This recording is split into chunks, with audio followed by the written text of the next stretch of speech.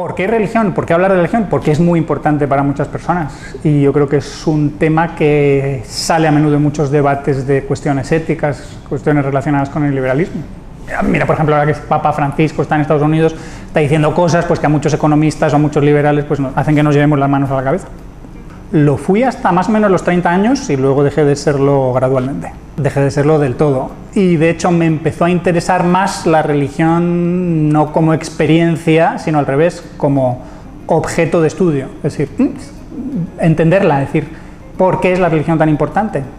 ¿Por qué, pese a que hay científicos o racionalistas que dicen esto no debería ser así, o cómo es que la gente cree estas cosas tan raras, por qué es tan difícil de matar? ¿O por qué reaparece en muchos sitios? ¿Por qué sobrevive? Entonces cuando empiezas a leer ciertas cosas y las conoces, se te viene todo un poco abajo. Y entonces entiendes por qué hay libros prohibidos o ideas peligrosas para la religión.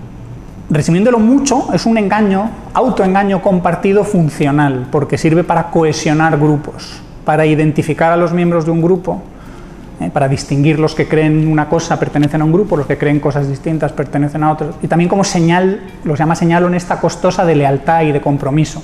Es decir, si eres capaz de creerte ciertas cosas y además realizar ciertas prácticas, como participación en rituales, asumir ciertos costes, ciertos pagos, limosnas, lo que sea, que son costosas, estás demostrando que a ti el grupo te importa y que estás dispuesto a hacer mucho por el grupo, que no eres un free rider, que no eres un gorrón, que no estás ahí simplemente para aprovecharte, sino que vas a aportar.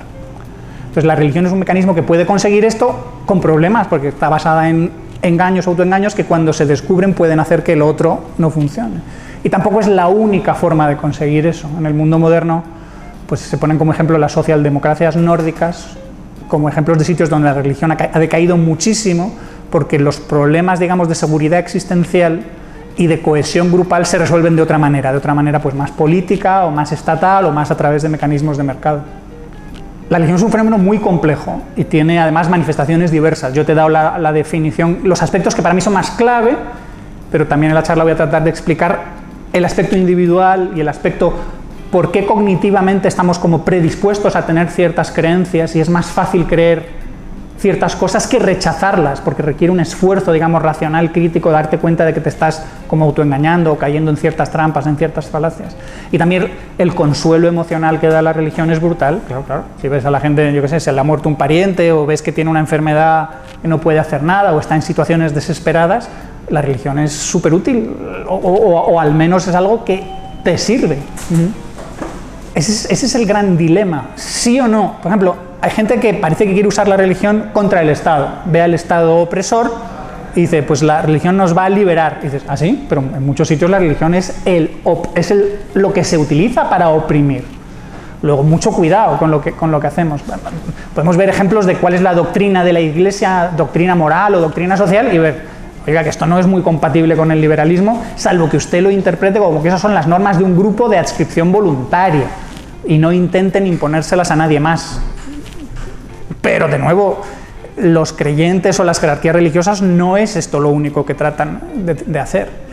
Y luego también hay mucha gente que quiere basar su liberalismo en religión, que busca argumentos pues, en los documentos sagrados o en las prácticas, o en ciertas prácticas religiosas. Y digo, aquí hay muchos problemas, porque si tú estás intentando basar liberalismo en argumentos más racionales o más empíricos, más evolutivos, más críticos, el aspecto religioso, sobrenatural, milagroso, es que se da de bruces con todo. Más que argumento, si de repente el universo cambiara totalmente y fuera completamente distinto de lo que es y empezaran a manifestarse cosas rarísimas. El problema es que yo me planteo constantemente la posibilidad de eso y ves, no, si es que no tiene, ni siquiera tiene sentido. O sea, ¿no? Cuando entiendes lo que son las regularidades físicas y de dónde pueden venir o por qué pueden ser esas y no otras, y cuando ves qué es la voluntad humana, la conciencia, el libre albedrío, todas esas cosas, y ves que son procesos físicos, ves cómo todos los argumentos que te dan los religiosos o todas las defensas de lo sobrenatural es que fracasan nada más empezar. Entonces dices, esto no va a haber manera de que lo levanten nunca, ni siquiera tiene sentido. Los dioses, yo suelo decir que los dioses no solo no existen, es que son imposibles. Es decir, te están vendiendo como necesario y como fundamento de la realidad algo que en realidad es imposible, que ni siquiera puede ser. Entonces dices, no es una intuición en el sentido de que sea un resultado que yo veo como muy seguro y tal, pero que no sé cómo he llegado a ello, sino al revés, es decir, oye, dame argumentos, ofréceme alternativas y critícalo todo, intenta cargártelo. Yo no pretendo que la ciencia no pueda explicarlo todo. Dices, es que si me vas a dar una explicación de algo, le pido que tenga una serie de características, que sea sometible a crítica, que no sea absurda, que esté bien definida, que no tenga contradicciones, que tenga algo de relevancia empírica para decir que existe y es importante. Y es que todo lo que es esencial de la religión, esencial en el sentido de típico, de sobrenatural, tal, no tiene nada de eso, y no solo no tiene nada, sino suele tener todo lo contrario. Y cuando entiendes, de nuevo volvemos a la idea de engaño, ¿por qué? Dices, es que tiene que ser así. Tiene que estar diseñada, entre comillas, porque no la ha diseñado nadie, sino que es más un producto cultural evolutivo, tiene que tener una serie de características falaces para que caigas en ella y luego que al creértelas estés manifestando un compromiso con algo arbitrario, con algo un poco absurdo, como han llegado a decir muchos teólogos o santos. Creo porque es absurdo. Esto que me cuentas es tan absurdo, resurrecciones, milagros, esas cosas, que no me queda más remedio que creer. Dices, porque no puedo saberlo, no puedo argumentarlo. En algunos sitios, como se ve en el mundo musulmán, es indistinguible. Es decir, la forma de organización social no espontánea, digamos, sino jerárquica y centralizada, en algunos sitios, y sobre todo en tribus más primitivas, donde no se separa el poder religioso del terrenal, porque es que los propios miembros de ese grupo no le ven sentido. Dicen, pero si nuestros símbolos religiosos es lo que nos representa a nosotros, es lo que nos da sentido, es lo que nos manda, es aquello en lo que creemos, ¿cómo vamos a separarlo? La separación es un fenómeno relativamente moderno, de un poco de la modernidad más científica, más racionalista.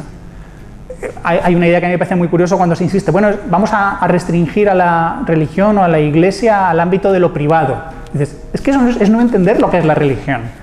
Si la religión la restringes a lo privado, va a ser otra cosa, va a ser una especie de espiritualismo New Age, ¿no? Que pueda vivir un poco cada uno por su cuenta.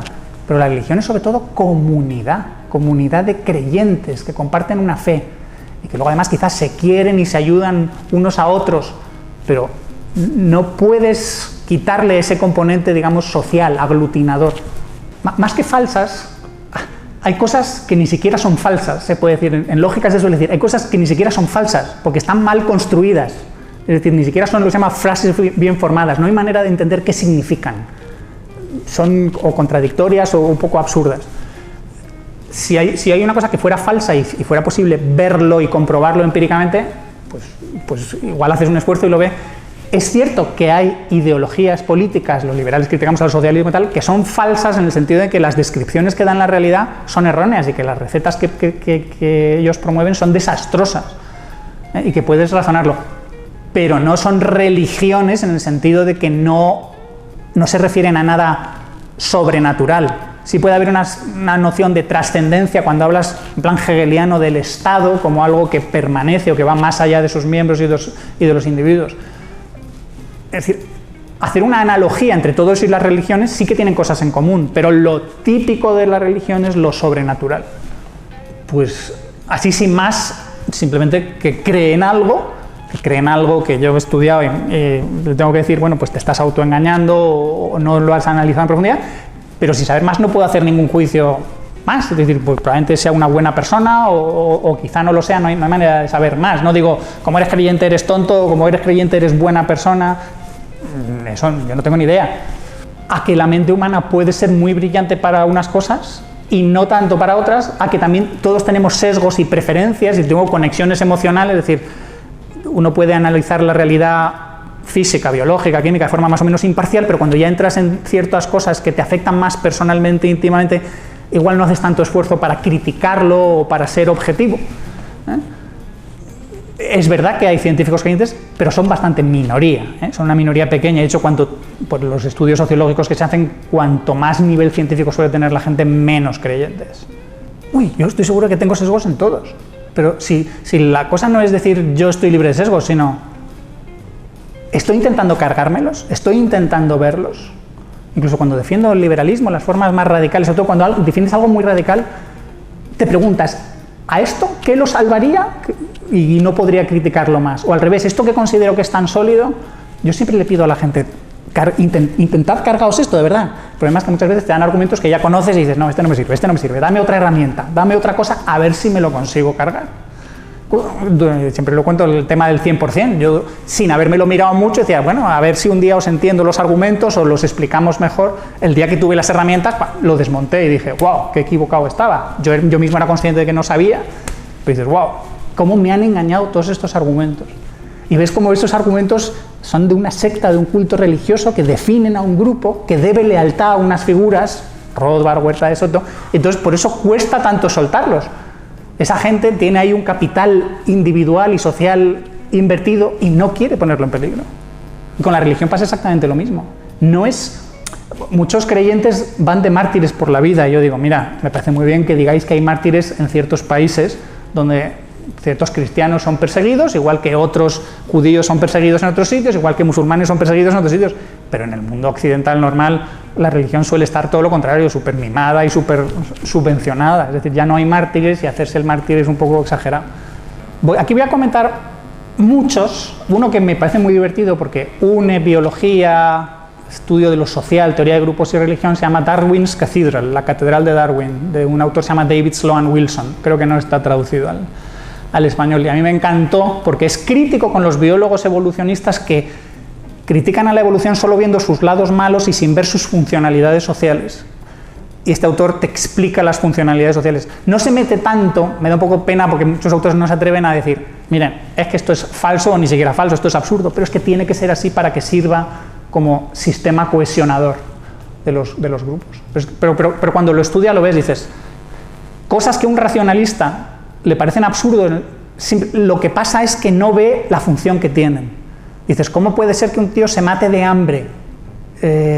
Un renunciante total hindú que va por ahí y que dependa de la limosna de los demás. Dices, ¿cómo puede elegir alguien ese estilo de vida? Y dices, es que esa persona no solo es un individuo, es un miembro de un colectivo y está realizando una función en ese colectivo. Sin esos individuos que sirven un poco como vigilantes de que las casas cumplan con los preceptos religiosos, de que haya ciertos mínimos de pureza, porque si no ese individuo no puede entrar en las casas, no puede ni siquiera dejar que le alimenten, cumple funciones. Ciertas cosas raras de la religión, cuando las entiendes, ves por qué están ahí, a pesar de ser falsas o incluso gracias a que son falsas o absurdas o falaces.